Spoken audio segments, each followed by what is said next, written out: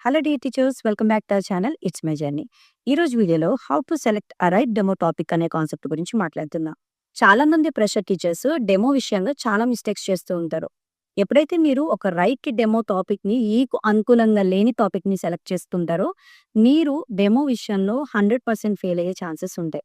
So, అలా కాకుండా దాన్ని మన ఫస్ట్ అటెంప్ట్‌లోనే ఒక మంచి డెమోని డెలివర్ చేయాలంటే, మనం ఎలాంటి టాపిక్స్‌ని సెలెక్ట్ చేసుకోవాలి అనేది ఫ్రెషర్ టీచర్‌కి ఖచ్చితంగా ఒక ఐడియా అన్నది ఉండాలి.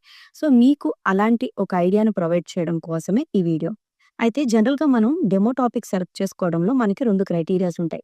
కొన్ని స్కూల్స్‌లో మనల్ని సొంతంగా ఏదో ఒక సబ్జెక్ట్‌లో లేదా మీరు ఏదైతే సబ్జెక్ట్‌కి వెళ్తున్నారో ఆ సబ్జెక్ట్‌లో మీకు తెలిసిన కాన్సెప్ట్స్‌ని ప్రిపేర్ అయ్యి రమ్మంటారు. ఇది కొన్ని స్కూల్స్‌లో జరుగుతుంది. మరికొన్ని స్కూల్స్‌లో వాళ్ళ టెక్స్ట్ బుక్స్ ఇచ్చి వాళ్ళ దగ్గరే ప్రిపేర్ అవ్వమని చెప్పే స్కూల్స్ ఉంటాయి. 1 డే టైమ్ ఇచ్చి డెమో టాపిక్ ప్రిపేర్ అవ్వమని చెప్పే స్కూల్స్ కూడా ఉంటాయి. సో, ఇక్కడ మనకి నచ్చిందైనా మనం ప్రిపేర్ అవ్వాల్సి ఉంటుంది. లేదా వాళ్ళు ఇచ్చేటటువంటి టెక్స్ట్ బుక్స్‌లో నుంచైనా మనం ఏదో ఒక డెమో టాపిక్‌ని సెలెక్ట్ చేసుకోవాల్సి ఉంటుంది. సో, ఈ 2 క్రైటీరియాస్‌లో కూడా యాస్ ఎ న్యూ టీచర్‌గా మీరు చేయాల్సింది ఏంటి అనంటే, ఫస్ట్ థింగ్ మీరు ప్రీ ప్రైమరీ టీచర్ అయితే మీరు ఎలాంటి కాన్సెప్ట్‌ని బాగా ఎక్స్‌ప్లెయిన్ చేయగలుగుతారో మిమ్మల్ని మీరు అంచనా వేసుకోండి. కొంతమంది టీచర్స్ ఫేషియల్ గెస్చర్స్ అన్నవి బావుంటాయి. బాడీ మూవ్‌మెంట్స్ చాలా ఈజీగా ఇవ్వగలుగుతారు. అలాంటి వాళ్ళు రైమ్స్‌ని సెలెక్ట్ చేసుకుంటే మీరిచ్చే ఎక్స్‌ప్రెషన్స్ గాని, మీ బాడీ గెస్చర్ గాని పిల్లలకి చాలా ఈజీగా అర్థమవుతాయి. సో, డెమో తీసుకునే వాళ్ళు కూడా బాగా ఇంప్రెస్ అవుతారు. కొంతమంది టీచర్స్ ఈ రైమ్స్ అవి చెప్పడానికి చాలా షై ఫీల్ అవుతారు. సో, అలాంటి వాళ్ళు జనరల్ టాపిక్స్‌ని సెలెక్ట్ చేసుకోవాలి. లైక్ జనరల్ అవేర్‌నెస్‌కి సంబంధించినవి గాని, ఫ్రూట్స్, ఫ్లవర్స్ లేదంటే యానిమల్స్ ఇలాంటి వాటికి చెప్పగలిగేటటువంటి టాపిక్స్‌ని తీసుకోవడం బెటర్ ఆప్షన్. ఇక కొంతమంది టీచర్స్‌లో స్టోరీ నరేటింగ్ స్కిల్స్ అనేవి బావుంటాయి. మీరు ఎక్కువ సేపు ఇంగ్లీష్‌లో కమ్యూనికేట్ అవ్వగలుగుతాను, ఇబ్బంది లేకుండగా, బ్రేక్స్ లేకుండగా నేను కంటిన్యూయస్‌గా చెప్పగలుగుతాను అన్న వాళ్ళు స్టోరీస్ సెలెక్ట్ చేసుకోవడం మంచిది. అలాగే మీరు ఈ 3 డిఫరెంట్ థింగ్స్‌ని సెలెక్ట్ చేసుకున్నప్పుడు, దానికి సంబంధించి ఏవైనా ప్రాపర్టీస్ తయారు చేసుకోగలమా? అలాంటి టాపిక్స్‌ని ఎంచుకోవడం ఉత్తమం. ఫర్ ఎగ్జాంపుల్ ఇప్పుడు మీరు వెజిటబుల్స్ చెప్తున్నారు, ఫ్రూట్స్ చెప్తున్నారు. వాటికి సంబంధించి మీరు డైరెక్ట్‌గానే ఫ్రూట్స్ అండ్ వెజిటబుల్స్‌ని తీసుకెళ్ళి కూడా డెమో చెప్పుకోవచ్చు. మీరేదైనా ఒక స్టోరీని నరేట్ చేస్తున్నారు. సో, ఆ స్టోరీలో ఉండే క్యారెక్టర్స్ మోస్ట్‌లీ యానిమల్ క్యారెక్టర్స్ గానీ, చిన్న పిల్లల క్యారెక్టర్స్ గానీ, లేదంటే కింగ్, క్వీన్ ఇలా నోటబుల్ క్యారెక్టర్స్ ఉండేలాగా చూసుకోండి. ఎక్కువ క్యారెక్టర్స్ ఉండకూడదు మన స్టోరీలో. ఎందుకంటే ప్రీ ప్రైమరీ పిల్లలకి ఎక్కువ అవగాహన చేసుకునే సామర్థ్యం ఉండదు కాబట్టి, మీ స్టోరీలో తక్కువ క్యారెక్టర్స్ ఉండేటటువంటి స్టోరీస్‌ని మాత్రమే మీరు సెలెక్ట్ చేసుకోండి. సో, దానికి సంబంధించి ఫింగర్ పప్పెట్స్ గానీ, లేదా ఏదైనా ఫేస్ మాస్క్ గానీ, ఇలాంటివి తయారు చేసుకొని స్టోరీ చెప్తే మీకు ఇంప్రెషన్ అన్నది బావుంటుంది.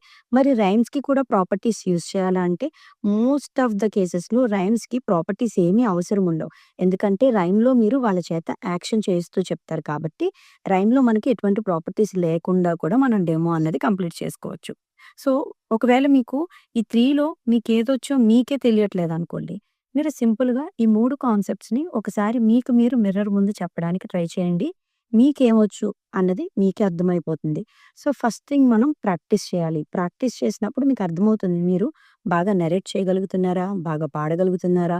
లేదా బాగా ఎక్స్‌ప్లెయిన్ చేయగలుగుతున్నారా? సో, వీటిని మీరు అడాప్ట్ చేసుకొని, దాన్ని బట్టి మీరు డెమో అన్నది సెలెక్ట్ చేసుకోండి.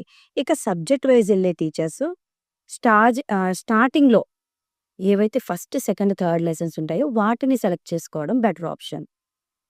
చాలామంది టీచర్స్ ఏమనుకుంటారంటే, డిఫికల్ట్ టాపిక్స్ చెప్తే మంచి మార్క్స్ పడతాయి అనుకుంటారు. నిజానికి అది కరెక్ట్ కాదు. మీరు ఏ టాపిక్స్ తీసుకున్నా, ఎలాంటి టాపిక్ తీసుకున్నా, మీరు ఎంత బాగా ఎక్స్‌ప్లెయిన్ చేశారన్నదే ఇంపార్టెంట్. ఇక్కడ మీకు మార్క్స్ పడేవి మీరు చెప్పే విధానానికి, మీ ఎక్స్‌ప్లనేషన్‌కి పిల్లలెలా రిసీవ్ చేసుకుంటున్నారు, మీరెలా రెస్పాండ్ అవుతున్నారు, మీ కమ్యూనికేషన్ స్కిల్స్, మీ వాయిస్ వీటికి వాళ్ళు మార్క్స్ ఇస్తారు తప్ప మన టాపిక్‌కి కాదు. సో, మీరు తీసుకునే టాపిక్ మీకు హెల్ప్ అయ్యేలా ఉండాలి తప్పితే, మోర్ డిఫికల్ట్ తీసుకుంటే మీ డెమోని మీరే కాంప్లికేట్ చేసుకున్నట్టుంటుంది. సో, మాక్సిమమ్ ఈజియెస్ట్ టాపిక్స్‌ని తీసుకోవడం వల్ల మీ డెమో అన్నది ఇన్ టైమ్‌లో కంప్లీట్ అవుతుంది. మీకు కూడా ప్రాసెస్ అనేది డిఫికల్ట్ అనిపించదనమాట. కాబట్టి ఈజియెస్ట్ టాపిక్స్‌కే వెళ్ళండి. ఒకవేళ సబ్జెక్ట్ టీచర్స్ అయితే ఫస్ట్, సెకండ్, థర్డ్ ఈ టాపిక్స్‌కే వెళ్ళండి. పిల్లలకి చాలా ఈజీగా చెప్పడానికి పాసిబిలిటీ ఉంటుంది. వీటన్నిటితో పాటు డెమో చెప్తున్నప్పుడు అందరి వైపు చూడడం, అందరికి మనం క్వెషన్స్ అడగడం, లేదా వాళ్ళేదైనా అడిగితే వెంటనే రెస్పాండ్ అవ్వడం, స్మైల్ మెయింటైన్ చేయడం, వాయిస్‌లో మంచి క్లారిటీ, మంచి బేస్ మెయింటైన్ చేయడం అన్నది ఇంపార్టెంట్. సో, ఇవన్నీ పర్ఫెక్ట్‌గా రావాలి అనంటే మిర్రర్ ప్రాక్టీస్ అన్నది చాలా, చాలా, చాలా ఇంపార్టెంట్. మీరు ఎక్కువ టైమ్స్ ప్రాక్టీస్ చేస్తే మీకు ఆ ఫ్లో అన్నది కంటిన్యూ అయిపోతుందనమాట. చాలామంది డెమోకెళ్ళామండి అవ్వలేదు. మళ్ళీ మీరు చెప్పినట్టే చెప్పామండి అవ్వలేదు. ఇలా చాలా రకాల కామెంట్స్ పెడుతున్నారు. సో, ఇక్కడ ఒక స్కూలే కాదండి. మన చుట్టూ వందల స్కూల్స్ ఉన్నాయి. ఒకసారి ఏదో డెమో అక్కడ అవ్వలేదని మనం ఆగిపోకూడదు. అదొక బెటర్ ఎక్స్‌పీరియన్స్ అనుకోవాలి.